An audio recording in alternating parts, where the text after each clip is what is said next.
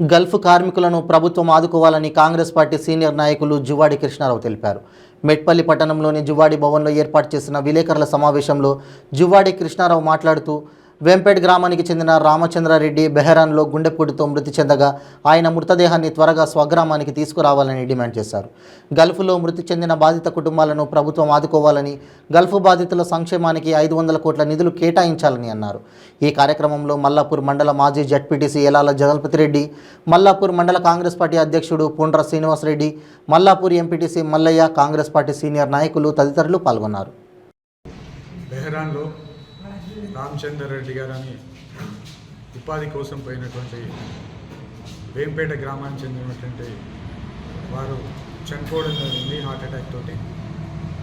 అయితే ప్రభుత్వం గల్ఫ్ కార్మికులను ఆదుకుంటామని, తెలంగాణ వస్తే గల్ఫ్ బాట ఉండదని చెప్పినటువంటి ముఖ్యమంత్రి గారు ఈరోజు ఇక్కడ చనిపోయిన రామచంద్రారెడ్డి గారిని ఇక్కడికి తీసుకురావడానికి చాలా రోజులు పడుతుంది. ముఖ్యమంత్రి వెంటనే స్పందించి ఏదైతే వాళ్ళ కుటుంబాలను ఆదుకోవాలి, గల్ఫ్లో చనిపోయిన కుటుంబాలను, అదేవిధంగా ఇమిగ్రేషన్ ప్రాబ్లం ఉందని చెప్పడం జరుగుతుంది. దాంతో వారి శవాన్ని ఇండియాకు తీసుకొచ్చడానికి టైం పడుతుందని చెప్పడం జరుగుతుంది. వెంటనే వాటిని ఏదైతే శవాన్ని ఇండియాకి తీసుకురావాలని మేము డిమాండ్ చేస్తున్నాం.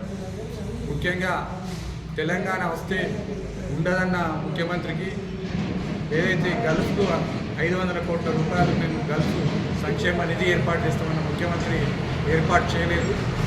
ఇది ముఖ్యమంత్రి గారి మోసపూరితమైన మాటలు గల్ఫ్ సోదరులందరూ కూడా గమనించాలని